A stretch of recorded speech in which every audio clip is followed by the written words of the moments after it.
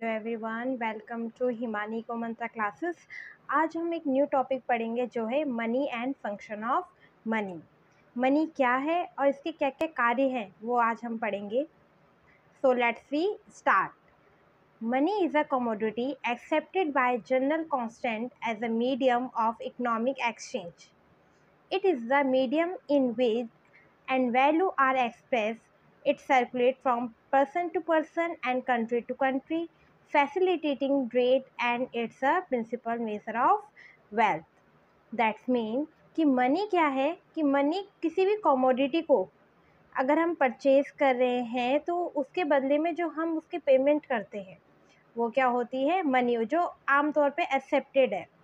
जैसे कि इंडिया में रुपीस है, अमेरिका में डॉलर है, इंग्लैंड में पाउंड है, तो ये सब क्या है, वहाँ की करेंसी है। हमारी इंडिया की करेंसी रुपीस है, तो ये क्या होती है, मनी होती है। मनी होती है वो सर्कुलेट भी होती रहती है। ऐसा नहीं है कि सिर्फ मेरे पास मनी है और मैं उसे खर्च ही नहीं करूँगी और मेरे पास स्टोर रहेगी, ऐसा भी नहीं होता। हम जब किसी चीज़ को परचेज करते हैं तो हम मनी खर्च करते हैं, तो जो मनी होती है वो सर्कुलेट होती रहती है इकनॉमी में, और इसी से क्या क्या होता है, फैसिलिटेट होता है ट्रेड। जो भी प्रोड्यूसर है उनको भी फ़ायदा होगा, जो कंज्यूमर है उनका कंजम्पशन होगा, तो ये बहुत ही हेल्पफुल होता है। अब मनी में ऐसा ही नहीं है कि पेपर करेंसी ही आएंगी। मनी में पेपर करेंसी आती है, नोट्स आते हैं, कॉइन आते हैं, अब क्या प्लास्टिक कार्ड्स आते हैं, अब तो डिजिटल हो गया है सब, तो ये सब भी किस में आते हैं, मनी में आते हैं। Function of money. अब फंक्शन ऑफ मनी में टू पार्ट डिवाइडेड हैं, वो है, एक है प्राइमरी फंक्शन और सेकंड है सेकेंडरी फंक्शन। प्राइमरी फंक्शन का फर्स्ट पॉइंट है medium of exchange. Medium of exchange का मतलब है money can be use for buying and selling goods. मतलब हम कोई भी गुड्स को खरीद रहे हैं या बेच रहे हैं तो उसके बदले में हम क्या पे करते हैं, मनी पे करते हैं। अगर हम किसी से सामान खरीदते हैं तो उसके बदले में क्या देते हैं, मनी देते हैं।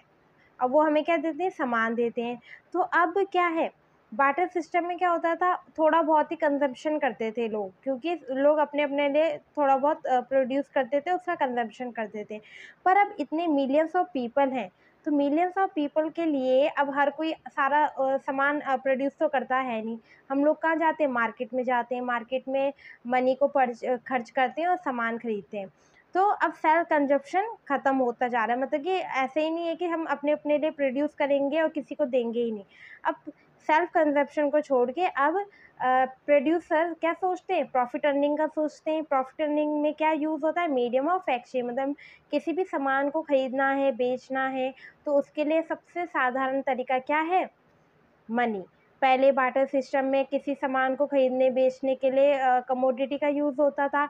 वही प्रॉब्लम आती थी, डबल कोइंसिडेंस की प्रॉब्लम, की मेरे को भी वही सामान चाहिए जो आपको बेचना है, तो ये प्रॉब्लम बहुत क्रिएट होती थी। अब मनी से क्या है, जो हमें सामान लेना है हमें मनी दे देनी है और अपना सामान परचेज कर लेना है। Second one is measure of value. Measure of value का मतलब it is a standard numerical value, unit of measurement of market value of goods and services. अब किसी भी गुड्स एंड सर्विस हो, उनका एक स्टैंडर्ड हो जाता है। जैसे मान लीजिए अगर हमें मकान खरीदना है तो उसकी एक स्टैंडर्ड वैल्यू होगी कि वो अगर 20 लाख का है या 25 लाख का है तो उसकी वैल्यू है। ऐसा थोड़ी ना कि हम घर खरीदने जाएं और 10,000 में घर आ जाएगा। 10,000 में तो घर आएगा नहीं, क्योंकि उसकी क्या है, वैल्यू है। अब उसका स्टैंडर्ड वैल्यू है। बार्टर सिस्टम में तो ऐसा होता था कि हम कमोडिटी को एक्सचेंज कर लेते थे, पर आप पे स्टैंडर्ड ही नहीं है। अगर आप किसी को गोल्ड दे रहे हैं तो दूसरा आपको चावल की बोरी दे रहा है। अब इससे क्या होगा, नुकसान हो जाएगा, जो चावल की बोरी लेगा और अपना सोना दे देगा। तो इससे क्या प्रॉब्लम बहुत सारी क्रिएट हो रही थी बार्टर सिस्टम से। और मनी से क्या है, बहुत ही सिंपल ईजी हो गया है। तो मेजर ऑफ वैल्यू का मतलब है कि स्टैंडर्ड वैल्यू फिक्स हो जाती है, हर किसी का प्राइस फिक्स होता है। अगर हमें मोबाइल ख़रीदना है या हमें टीवी ख़रीदनी है या फ्रिज ख़रीदना है, कूलर ख़रीदना है, तो क्या है, प्राइस फिक्स होते हैं, प्रिंट रहता है कि इतना प्राइस है, इतना पेमेंट कीजिए और अपना सामान ले जाइए। तो मनी से काफ़ी हेल्पफुल होगी है economy. Second one is secondary function. Secondary function में फर्स्ट पॉइंट है standard of deferred payment. Deferred payment का मतलब है अब आप क्या कर सकते हैं, मनी से फ्यूचर पेमेंट भी कर सकते हैं। Money allow borrowing and lending, क्योंकि मनी क्या देती है, उधार हम मनी से क्या कर सकते हैं, उधार दे भी सकते हैं और ले भी सकते हैं। अब जब सिस्टम में कोई सामान लेते और देते हैं, तब इकोनॉमी को बहुत ही प्रॉब्लम फेस आउट करनी पड़ती थी। कैसे? अब मान लीजिए मैंने कोई किसी से अंगूर लिए, ग्रेप्स लिए। अब मैंने किसी से अंगूर लिए और कहा कि मैं आपको पेमेंट करूँगी, बट क्या हुआ, अब दूसरा इंसान कह रहा है कि आप मुझे यही वाले अंगूर दे देना वापस। अब यही वाले अंगूर तो 10 दिन बाद तो खराब हो जाएँगे, होंगे कि नहीं होंगे? खराब हो जाएँगे। अगर ऐसा होता, आजकल तो हम क्या करते हैं, कैश पेमेंट करते हैं कि वापस कर देते हैं, बट पहले बार्टर सिस्टम में ये बहुत ही प्रॉब्लम होती थी। डेफर्ड पेमेंट, अब फ्यूचर में पेमेंट करना है क्योंकि सामान तो खराब हो जाएगा अगर स्टोर करके रखेंगे और आने वाले 10 साल में या 5 साल में पैसे पेमेंट करने हैं, तो आपका सामान तो खराब हो जाएगा। तो मनी का क्या है, मनी तो खराब होती नहीं है। आप डेफर्ड पेमेंट्स कर सकते हैं, अपने बैंक अकाउंट से ट्रांसफ़र करा सकते हैं कोई भी मनी। तो ये काफ़ी हेल्पफुल रहा फंक्शन, ये बहुत अच्छा फंक्शन है इकोनॉमी में कि हम क्या कर सकते हैं, मनी का डेफर्ड पेमेंट कर सकते हैं। Store of value, store of value का मतलब है allow purchasing power to be use over time. जब हमारे पास ऐसा समय आ जाए जब हमें पैसे की ज़रूरत है और हमें सामान खरीदना है, तो हम क्या करते हैं, अपना सामान पैसे लेके जाते हैं, तो सामान लेके आ जाते हैं।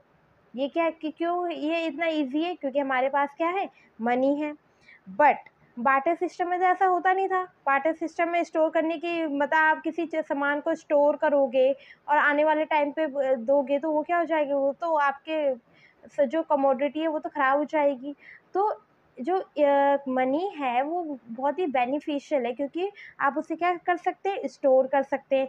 जब सामान खरीदने की ज़रूरत है उसे परचेज़ कर सकते हैं, क्योंकि हम जो नॉर्मल ह्यूमन बीइंग होता है, हमें एक सामान थोड़ा ना खरीदना होता है, हमें तो 10 सामान, 12 सामान, 15 सामान, हज़ारों सामान खरीदने होते हैं। तो इससे क्या होता है कि आप जो आपके पास पैसा है उसे खर्च कीजिए और अपना सामान ले लीजिए। तो ये क्या किससे हेल्पफुल होता है, स्टोर ऑफ वैल्यू से।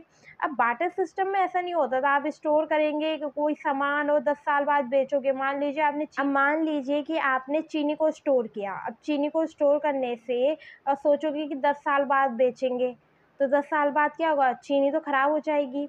अब चीनी खराब हो गई तो इसका मतलब आपका जो सेल्फ कंजप्शन भी मतलब कि बिल्कुल नेगेटिव हो गया, और आपका जो प्रोडक्शन के हिसाब से आपने सोचा था वो भी बिल्कुल माइनस हो गया। तो मनी क्या करती है, आपको ईज़िली हेल्प करती है कि आप उसे स्टोर कर सकें और आने वाले टाइम पे क्या कर सकें, उससे आप अपनी परचेसिंग पावर को इन्हांस कर सकें। सो मनी बहुत इम्पॉर्टेंट है आजकल के लाइफ में, क्योंकि हम कोई भी सामान खरीदते हैं, बेचते हैं, तो हम किसका यूज़ करते हैं, मनी का। मनी मीन्स आपका प्लास्टिक कार्ड्स भी हो सकता है, कॉइन्स भी हो सकते हैं, नोट्स भी हो सकते हैं। अब तो डिजिटल सब लोग ऑनलाइन कर रहे हैं, तो ये सब क्या है, मनी ही तो है। आपकी जो मनी है वो सर्कुलेट होती जा रही है। अब सर्कुलेट होने से क्या है, मतलब कि जो नॉर्मल ह्यूमन बीइंग है उनके लिए अब बर्डन नहीं है कि हमें कोई सामान लेना है, बेचना है, देना है। क्यों, तो हमें क्या है, घबराहट नहीं होती कि कोई सामान ख़राब हो जाएगा। हम ईज़िली कोई भी सामान लेते हैं, तो उसके बदले में क्या कर देते हैं, मनी को ट्रांसफ़र करवा देते हैं। Okay, thank you so much.